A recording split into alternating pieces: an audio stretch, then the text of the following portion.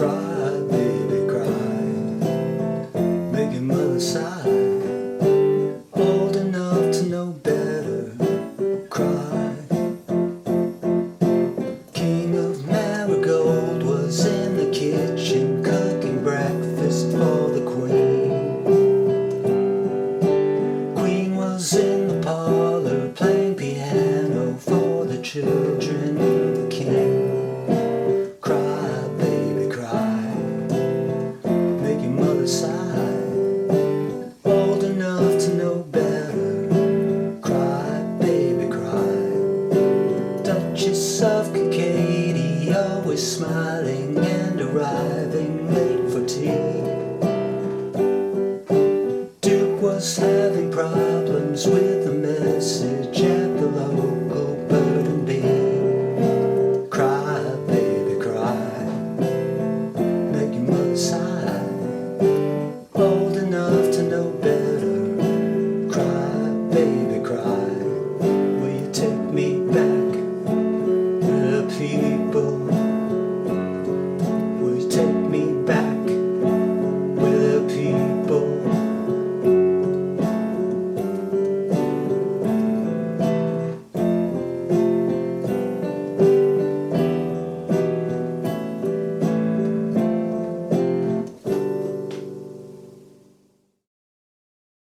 I want to show you a little bit about my technique for doing a simple chord style arrangement. It just uses a few inversions of chords. I have a way of notating inversions. In my right hand, okay, if I'm playing an inversion of a chord, like let's say an E minor. This is an inversion of E minor. Here's the root E minor with E on the bottom, G, and B. But if you play it this way, all of a sudden E's on the top. It's an inversion. You've taken the lower E and you've put it up on top. So I would notate this, I would put an E minor, E, M, and then I would put E right next to it, a little E, just to tell me it's the inversion with E on top. If I played it, the next inversion with G on top, I would say E minor, G. Now the reason why I notate things like that, it's for the right hand, it's more important, I think, to note what's on top because that gives it sort of the flavor of the sound, the unique sound of the inversion.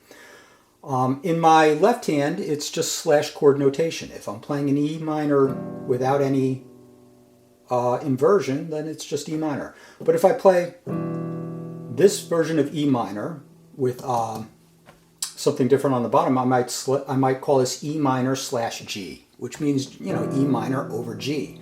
G is part of the chord. So that's a little bit about piano chord notation that I use. Left hand, right hand piano chord notation. It's a great way to just remember when you write it down what you played that worked for a certain song. This song begins, I just play G, cry baby, and then I go to A minor, and it's just uninverted chords. Cry baby, cry. Now here's the first inversion. Make your mother sigh. So what am I doing there? So it starts off like I said, G, A minor, but then all of a sudden it's F, and I play what's called a pro F chord, which is just the F note, the fifth of F, which is C, and another F note on top. So in my left hand, I'm playing a sort of pro chord of an F chord, which isn't major or minor, by the way, because you leave out the third. Over here, I'm playing in my right hand an inversion of an F chord that has F on top. So if I were notating this, I would put a little, F with a little F next to it because F is on top. So let's go through it again here. Cry, baby, cry. Make your mother sigh. So what's going on there? I'm just going from the F chord with F on top to a G chord with G on top in my right hand, and I'm playing a G pro chord in my left hand. So G, D, which is the fifth of G, and I'm playing another G note on top. So, that takes care of that. Now from there it goes to an E minor. So what am I going to do here? Make your mother sigh, old enough to know better. Now that's a real easy transition because you come from this G right here make your mother sigh. Old. Now what's happening there? Well, you can see in my left hand I'm playing an E pro chord. Remember, it's not major or minor because it doesn't contain a third. It's, in this case, it's just the E note, the fifth of E, which is B, and another E note. Now in my right hand, I'm playing an inversion of E minor. You know, here's the E minor chord, the original. About down here we can play it. Okay, E minor on bottom, or E on bottom, G, and B. If we switch the E up here, it would be the first inversion. Okay, and I would call this E minor with a little E. I'm playing the second inversion, which actually has G on top. So I would call this E minor with a little G next to it. Cry, baby, cry, make your mother sigh. Here's the G now to the E minor. Old enough to know better. So what's going on there? I went from the E minor, old enough to know. It's just, you're taking E minor, and you're taking that E note here. You're going down a half step, okay?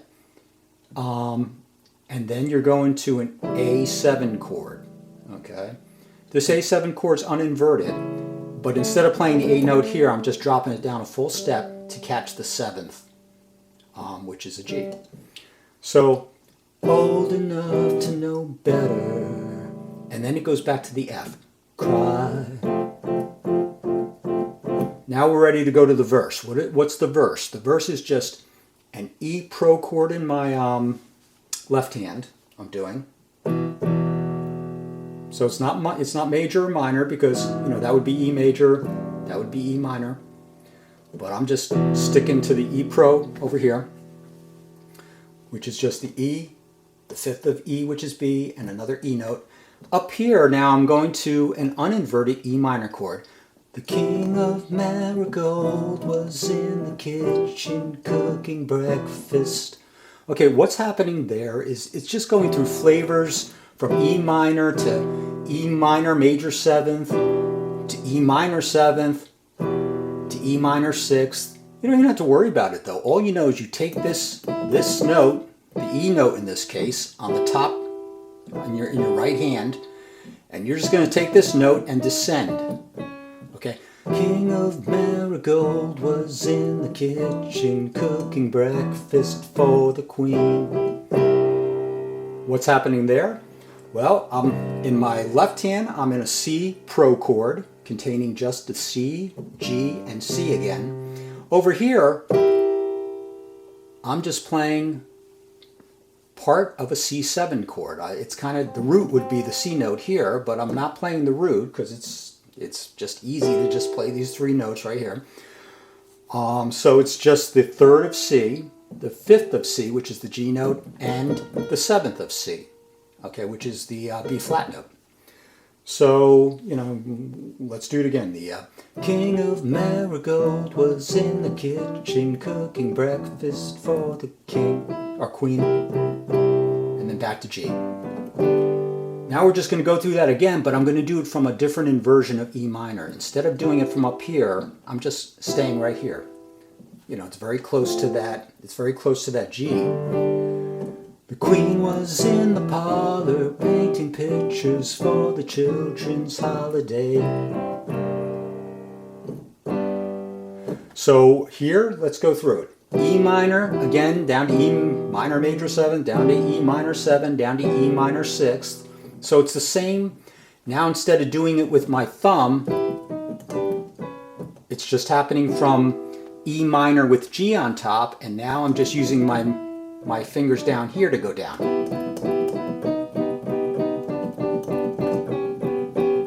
And then we're going back to a C7, except I'm doing a different form of C7. So it's still that C pro chord over here. Over here I'm doing a full C7 chord, but it's an inversion of a C7. Okay? The uninverted C7 chord would be this. Okay? But I'm just playing it, well, where am I playing from here? So it's sort of a C7 with E on top. If I were notating it, I would say C7, with a little E next to it because E's on top. And that tells me the inversion I'm playing. The Queen was in the parlor playing piano for the children of the king. And then you're ready to go back to the chorus. Cry, baby, cry, to A minor, F. With the inversion of F over here with F on top. Make your mother sigh. Olden, this is E minor with the G on top. Old enough to know. Uninverted A7 up here, but not playing the root note, just coming down a full step. I'm just playing an A chord here. Cry, baby, and then back to the F. Cry, baby, cry. That's basically the whole song. It goes to an, at the end of the song, it goes to this little weird, kind of F sharp minor chord. So I'm just playing uninverted. Can you take me back where there are people? It's just a simple little toggle. Just coming down to the fifth of a F minor chord, okay, which happens to be the C sharp note here. So take me back where there are people. And now I just cycle through it one more time.